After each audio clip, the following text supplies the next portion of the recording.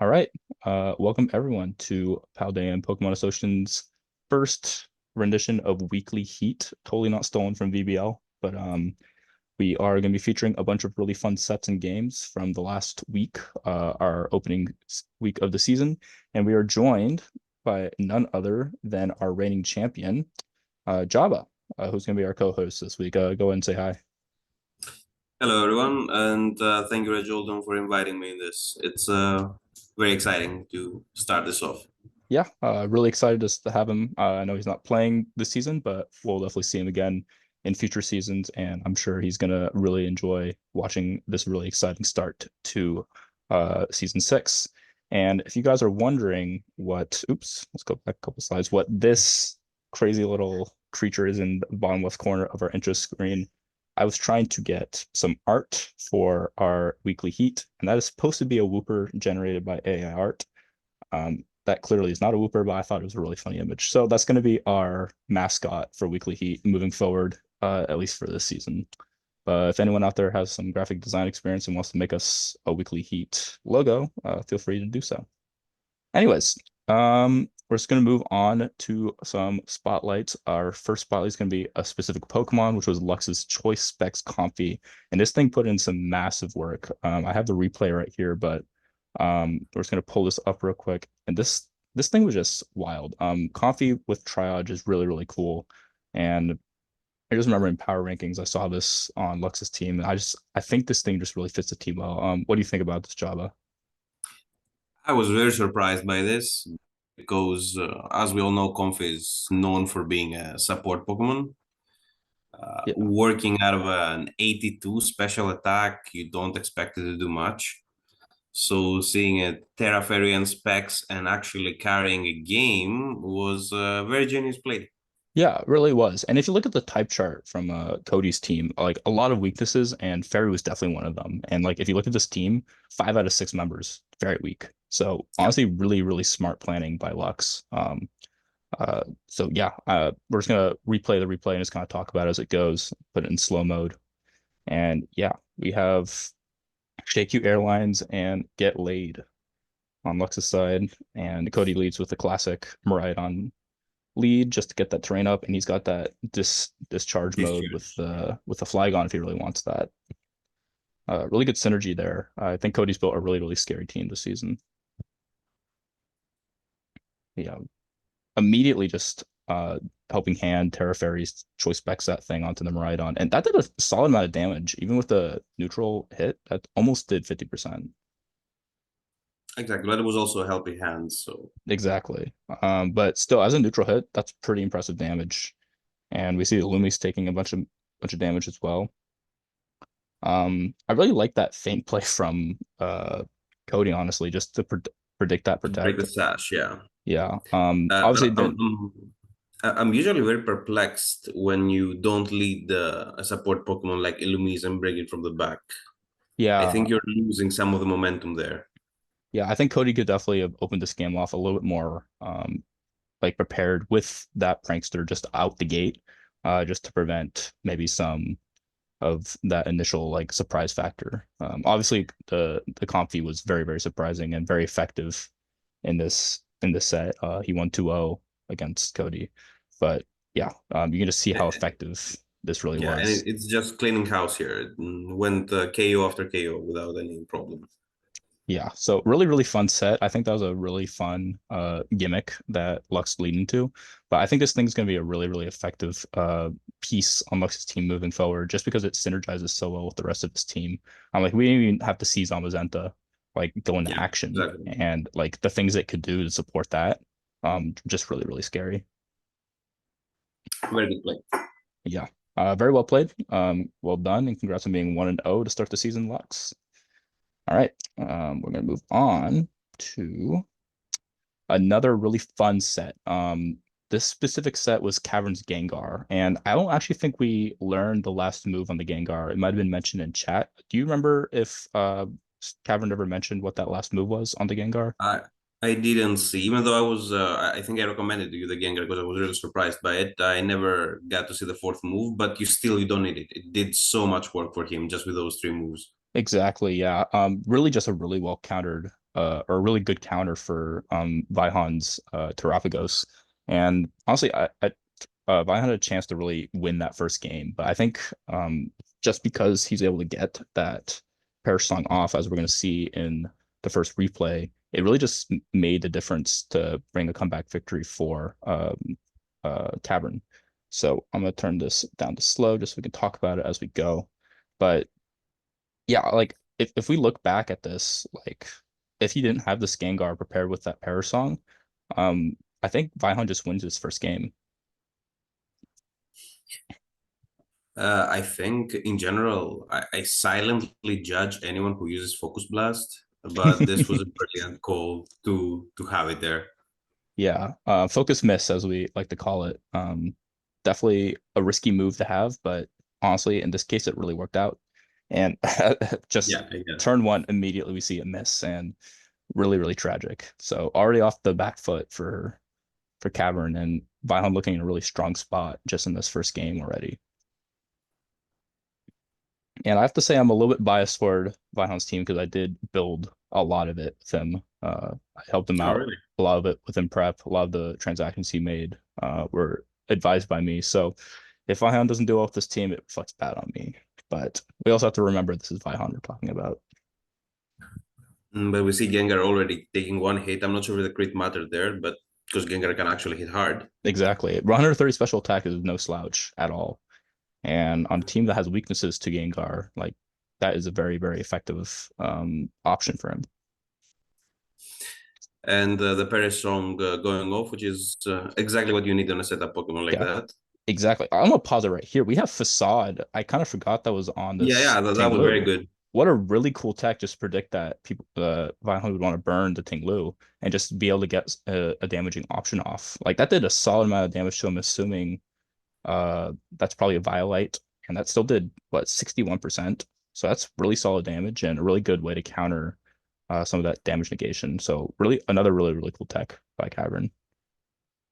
Yeah, you can tell some of the players this first week really were prepared uh, for their Yeah. opponents. Yeah, very well prepped, for sure.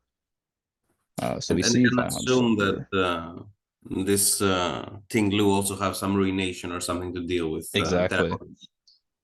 Yeah. Wow, that thing ate. I'm kind of curious what the EV spread was on this Sneasel because this thing's taking a lot of hits, honestly. Yeah, but at that point, since the Terapagos is perished, you're kind of done because Yeah, otherwise you can't move it from the field like this. exactly. So at this point, if you're Vaihan, do you switch out the Terapagos when you see Parasong while you have an opportunity? I feel like you just kind of have to in order to like really guarantee your win con. I think so. I think so. Yeah. You should switch out, try to take the KO on Gengar, and deal with whatever comes up afterwards. Yeah, could we look back a couple turns? He sees the Paris song and he continuously sets up Calm Mind and just stays in.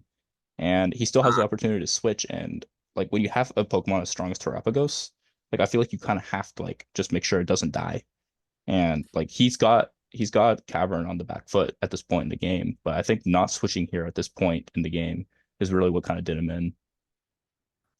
Yeah, that's true because I feel that at that point you wanted to sweep. But if you have Perishong, it makes sense that whatever's in the back, which I think is the restricted, would have a protect. And actually, that's what comes crucial. I think at some point it says, please don't have protect. Yeah, exactly. So I guess really it was just kind of a like now that you've seen it, you kind of regret not thinking about that ahead of time. But that's just kind of how this game works. You just gotta live and learn as you go. But it's also a bit of the gambler's fallacy. Like you invested already, you have the coal mines, you got the Terra Shell broken, but then it came back. So you're thinking, okay, maybe I can withstand the pressure. Exactly. But then we just see this Zacian really take a lot, and he's got the just the base form, so he can run items on this thing, which I think is a really cool option that you can have as you're restricted on the team. Very It's a good. peculiar choice. The having items is definitely worth it. But Zacian has fallen off, and I'm not even sure how much the base form has as an attack. Oh, it's 130. It's still It's still respectable, 120. especially with that 120. instant boost. Yeah. So you could like run a choice bound on this thing if you really wanted to, and then you're at basically +2 off the bat. So Okay, fair enough. yeah. The other thing you get is Clear Amulet. Like you can run Clear Amulet on this thing and just get that boost instead of worrying about Intimidate, which is something the other form can definitely struggle against. Let's quickly That's go through the second game because I really think that game, so you can just see how well this Gengar really counters Vaihan's team. Like very well prepped. I can't reiterate that enough. Very well done by Cavern. and we see the same lead here, and there's no reason not to go for it because you missed the first focus blast. You're hoping, okay, I'm gonna hit the second at least. Yeah, like we see both teams just kind of going for the same idea. Although we do see the Drifloon coming out, and I don't exactly remember what was on this specific set on the Drifloon, but like you see Vaihan just like instantly getting flustered and just going for Calm Mind off the bat when you've already seen the Focus Blast. Like you at this point you should know I gotta protect this just to see what he wants to go for, in order to preserve like your win con. And at this point, Yeah, like you just that's true. see Cameron just take the front lead at this point. Yeah, and at this point, when you're losing Terapagos and Gengar clears up with Drifblim, you're kind of done. Exactly. Yeah, I think Salamence, honestly, looking at this team, fits it super well. Just having that intimidate support plus the option of Tailwind and offense, like really, really well pieced Pokemon, just that we added onto this team as well. So like as we just let this game play out, like we can just see how well built Cameron's team is, and I'm really excited to see what he does with it in the future. And even though Byham lost, like there's still a lot of really well synergistic pieces going for his team, and like we saw that clearly. So with some better decisions in game, I think Byham's gonna have a lot of success with this team. I hope so. I looking at the Pokemon individually, they wouldn't be the kind of team that I could pilot at all. Like Ting Lu, Empoleon, Iron Leaves, I have very little respect for these. But he made them work at least this week. Yeah, exactly. I'm a big Tinglu believer. I think if you remember back when your first season, you came in as a co-coach or a replacement coach, you played me I and you do had remember, the yeah. Luminion, I had the Tinglu, and that was a really fun set. I do remember that. So I I have a remember. soft spot for that Tinglu in my heart. That thing's a beast. Yeah, it fits for specific kinds of teams, but the ones I'm usually comfortable playing with, I would never be able to manage it properly. Yeah, exactly. It's kind of one of those Pokemon you really got to figure out the niche for and then kind of Exactly, lean exactly. into it.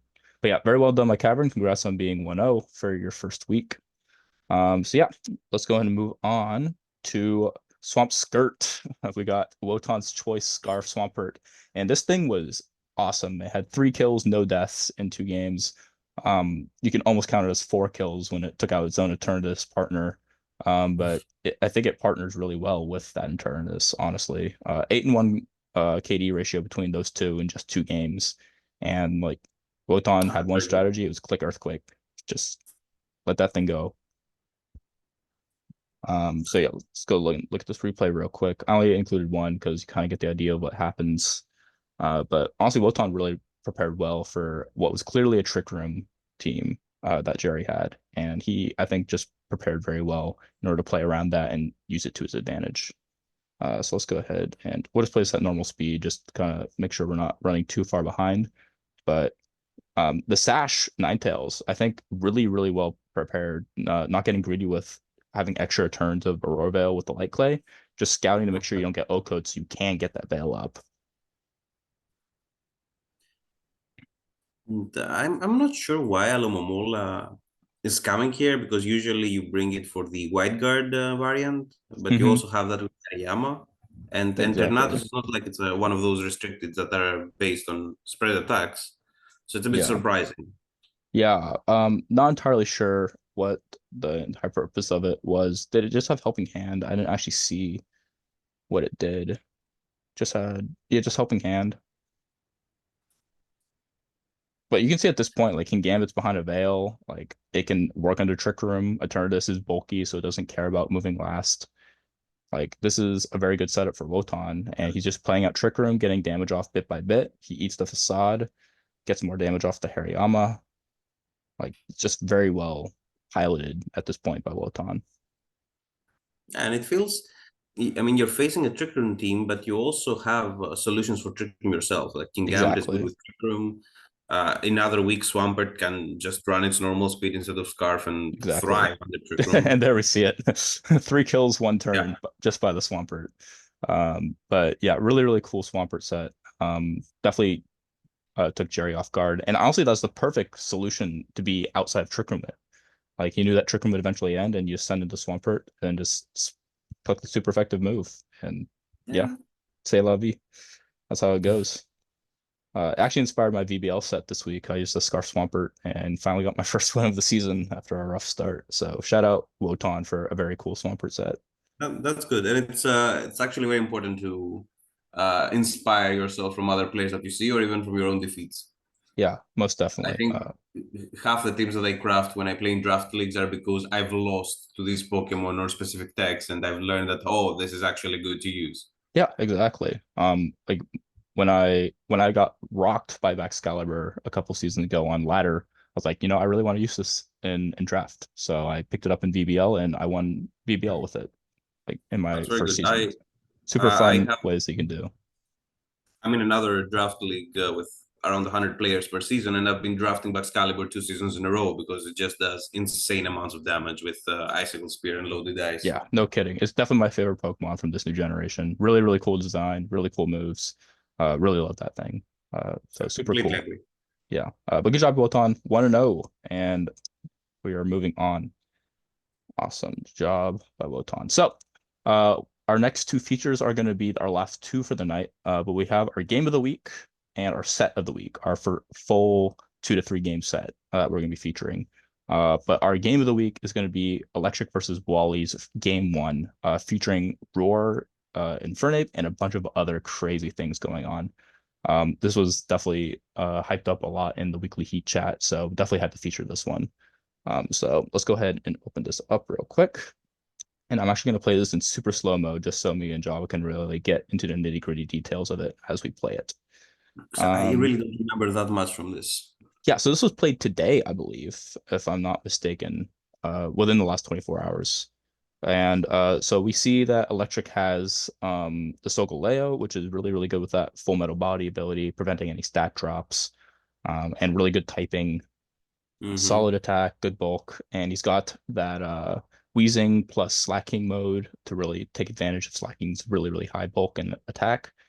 And we also got Chiempao to really pair with those physical attackers as well. And we also got a I very think clear trick move too on the other side. Oh yeah, go ahead. I think Gen 8 has ruined me a little bit because I see Solgaleo and I'm all immediately thinking, what bulldozes? How can you proc the weakness policy? Yeah, well, I think we're actually going to see that in this match, if I'm not mistaken. Uh, we do have that option, and it works out like a charm for Electric in this game. And like it just, yeah, like I said, like how do you activate that ability? Just get that weakness policy off without dropping that speed. Who's bulldozing? And we're playing against a really broad team, honestly, on uh it's Wally, right? Wally's team has the Tricker mode that's obvious, but it also has a Rain mode with that Arcalon and that Pelipper. So let's go ahead and get this going, just since you don't really remember much of the match, just so you can kind of get a first take reaction of what we're seeing. All right, this is a little too slow. There I we really go. appreciate teams that have a rain mode that's not a whole team dedicated, but you just can slap 2 Pokemon every week and you do have a rain mode. Hmm. It's not as dedicated, but it's actually quite useful to have it. Yeah, most definitely. So we see this the Chimpao lead next to the most likely fake out, right? That's what we'd expect from Yeah, the geez, Infernape. I couldn't remember what it was called for a second. But we also have Frisk, and I think Frisk is honestly probably like a top 3 ability in draft. Like it's just so yeah, valuable when you're playing close team sheets to know what your opponent has on each Pokemon. Like just very super, super useful. valuable knowledge. It Yeah, and completely it's a changes how you shame play. it's a shame it's invalidated in VGC now with open team sheets. Yeah, most definitely. But on like all those big online tournaments, Frisk, Frisk, Frisk, such a big move for you just know to have. And like the other thing with it is like it really can help you identify some speed tiers in some cases, which is really, really valuable. So yeah, True. so we see Terra Dark off the bat, Sash Ariados, and Lunge bringing down the Yeah, Chimpao to a that's a Sash as big well. play.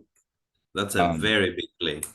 Very big play. And I'm actually surprised how much damage that Ariotis did. Like, I guess that it is stab attack into a super effective move, but like I'm not expecting to see Ariados bring something down to a sash, you know? Like when I saw that Yeah. live, I was like, oh my goodness, what is going on?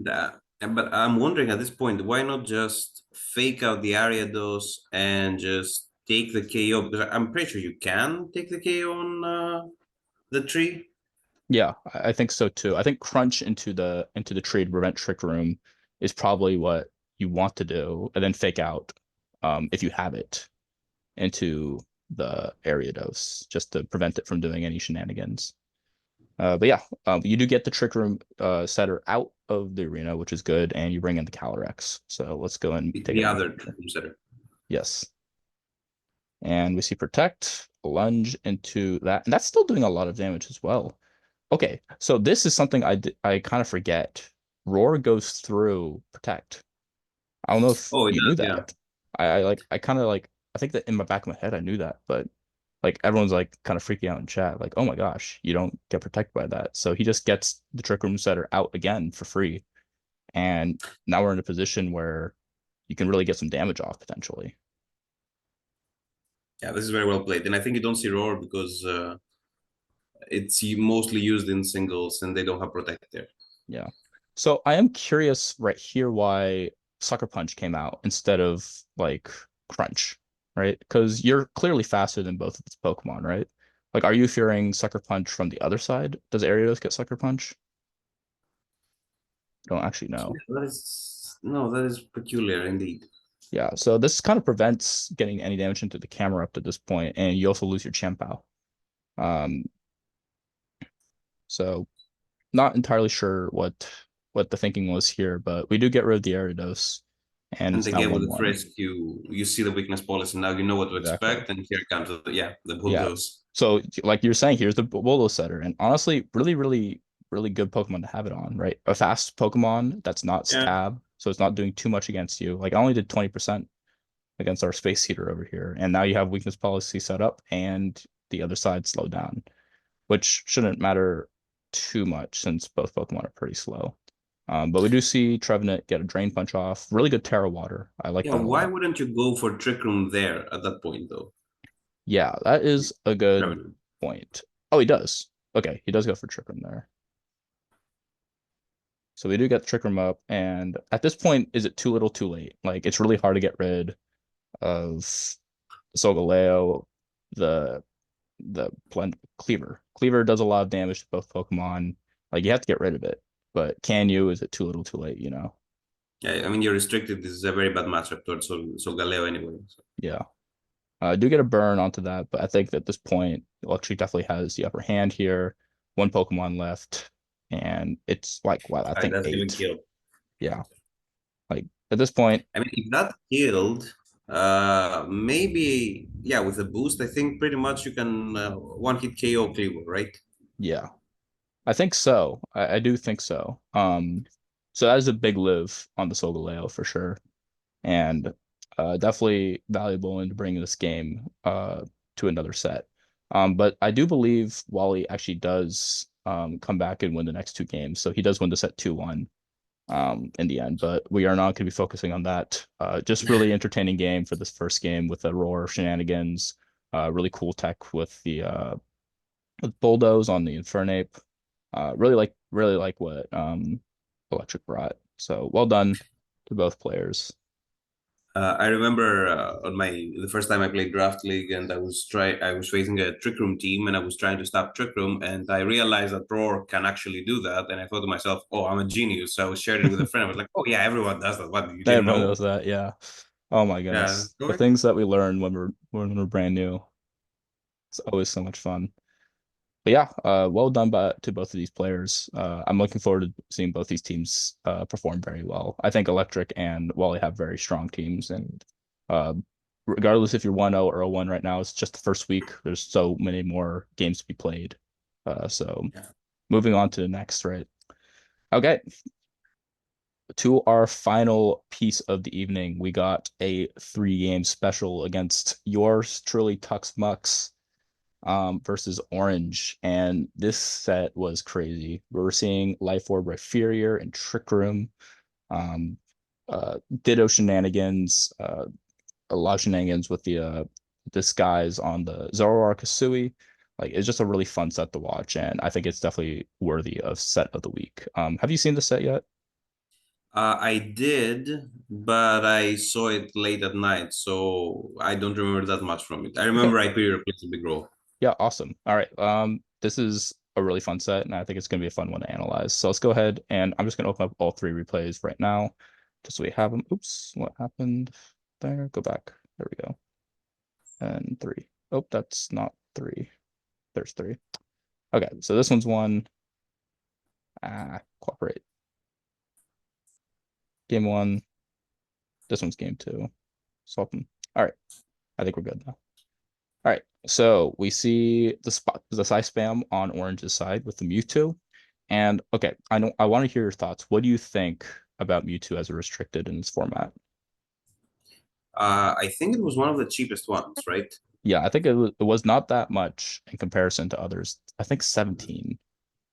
17 is fine. 17 is even in regular draft is a decent price. I think Mewtwo is a very good call if you don't want to spend too much on a restricted. Mhm. And you don't even have to go the size spam route because it gets so much coverage.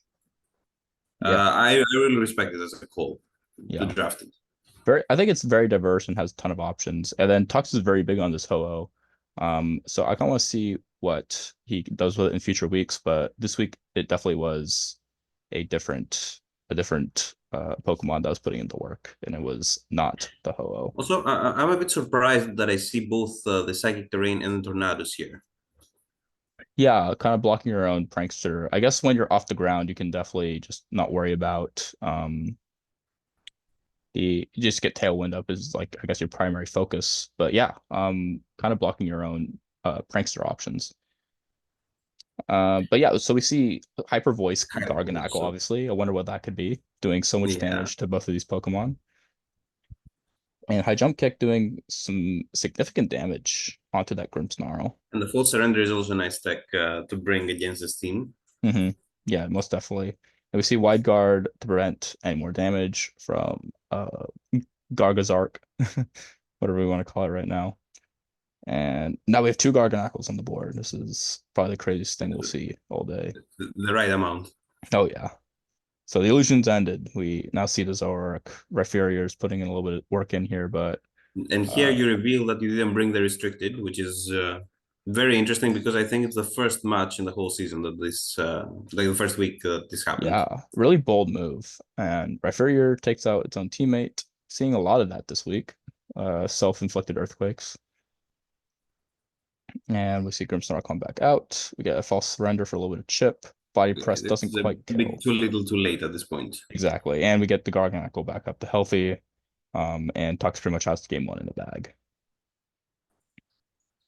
Swagger misses. I don't What know here why you was reveal the swagger. Yeah, I think you There's just get your damage off and call it a day. But you get the kill anyways, and you take game one. So good job to Tux there. Moving on to game two. What do both players learn? What do we do on at this point? So we see basically the same lead, I believe. Was Ditto? Orange believe to what he did. Yes. So we got this terrain back up. Indeedee goes Terra Fairy, and Misty Terrain Yeah, on so it's very Brimstone good. is really, really cool. Just to prevent any worries about priority and preventing side spam from happening. So Tux with some really, really good plays already at this point. Yeah, and it's he doesn't fall. Orange doesn't fall for the high jump kick on Garganackle. Yeah, exactly. So at this point, like Tux is in a good position. The Azumarill's positioned against the Rhyperior, which is a good matchup. Garganackle's hard to get rid of, and terrain is set up on his side in his favor. So Terra Dark Garg is a really good anti side spam tech. I like that from Tux, but you do put yourself vulnerable to that body press at this point. So Azumarill doesn't quite get the kill there. Dazzling And at this Gleam point, I will do think damage. it feels like the match is already over. Yeah, at this point, like Tux feels like he's in the driver's seat. Like again, almost feels like it's too little, too late for Orange. But you were wrong. We get to see a miracle happen at this point. So it's a 2v1 with Trick Room about to end for both teams. And Garg is faster in Trick Room. The Ditto's getting some good damage off. It's Life Orb. This is what I'm surprised by here. If you can pause just for a second, Yeah, because we see the Garganacle recovering, and you already saw that the best chance it has, Rhyperior from Orange's side has to win is to Earthquake. And if you bring Garganacle against a Size Palm team, I can only assume it has White Guard. yeah, If you White Guard there and Earthquake with your own Ditto, you are guaranteed to not get any damage, and Rhyperior does get hit. yeah, definitely. So So this feels like a very safe play. most definitely. Yeah. All right. So another Salt Cure goes off into the inferior. Now we're getting that chip back. Is it too little too late for our hero orange in this case? 33% is what we're seeing off this inferior. Wow, this really came down to such a close match. I almost feel like at this point you want to click just an attacking move with the Garg, so you reduce the damage onto both Pokemon. Yeah. But we see that 1% live. That is a crazy way to end game two. Yeah, that Absolutely. is very, very close. And I think we saw Rhyperior Ditto Protect, so it wasn't even Scarf. It came down to a speed tie, basically. Yeah, basically. So crazy resilience by Orange, and we're bringing us into a game three. So we see the exact same lead once again from Orange, and the Grimmsnarl comes back with the Zoomerl this time from Tux. And Helping Hand. Oh, nope, it's Zoroark on Tux's side. So I think something that I just want to point out real quick is Orange has been very bold with that high jump kick. And I think Tux was really trying to play around the mind games with that Zoroark to see if he could convince that Manchow to click into the wrong slot. And I think Orange just does a really good job like reading the room and figuring out which slot to tack into with that Manchow. Yeah, he got it right every time. And also the fact that all three games he's led the same thing shows that he had a specific plan, or he was afraid of a specific thing and he wanted to counter it this way, which is very respectable. Yeah, most definitely. So we see one Mon drop. It's what is it? Mian Shao drops. Uh, indeed, he drops. Tux is again in a really, really good spot. And we see another Terra Dark on Azumarill. Seems like Tux Yeah, had Terra Dark on all these Pokemon. I mean, you And have to at this point. yeah, First to size pumping. But exactly. here we see the wide guard, so it does have wide guard. It does have wide guard. So that begs the question, why didn't he wide guard in game two? Mm-hmm. But yeah, look at this Rhyperior go. Wow, so much damage from the Mewtwo. Wow. Really well played by Orange to bring that back after a really tough game one and game two. Um, Definitely an entertaining set. I mean, I I like Tuxmux as a player, but having both Ditto and Zoroark in your team shows that you're really gonna be basing your season on shenanigans. Yeah, he's very big But on these Pokemon for his team. I remember talking to him in his pre-draft strategies, and I can't say I agree with all of them, but he's using Pokemon that he enjoys using, and at the end of the day, that's the only thing that really matters. yeah, that's important. Yeah, but we'll definitely see if he decides to make any moves in free agency. And yeah, just again, congratulations to Orange on a really well played set. Super Yeah, very entertaining interesting. and a great addition to Weekly Heat for our inaugural week of it. So yeah, thank you all for watching. Submit us your nominations in the Weekly Heat channel for next week, for week two. And thank you again to Jabba for joining us on as You're our having me. co-host. Yeah, it was a ton of fun, and hopefully have you again. Great having you around the server, and hoping to see you again in future seasons after season 6. Yeah, hopefully. Yeah, Uh, absolutely. anyway, that's it from me, and I'm looking forward to seeing more replays in the coming weeks. Yes, looking forward to a bunch of very exciting games in the future. So again, congrats to everyone who won this week, and good luck to everyone else who's trying to get that first win of the season. Thanks for watching, and we'll see you guys next week for Weekly Heat. Bye for now.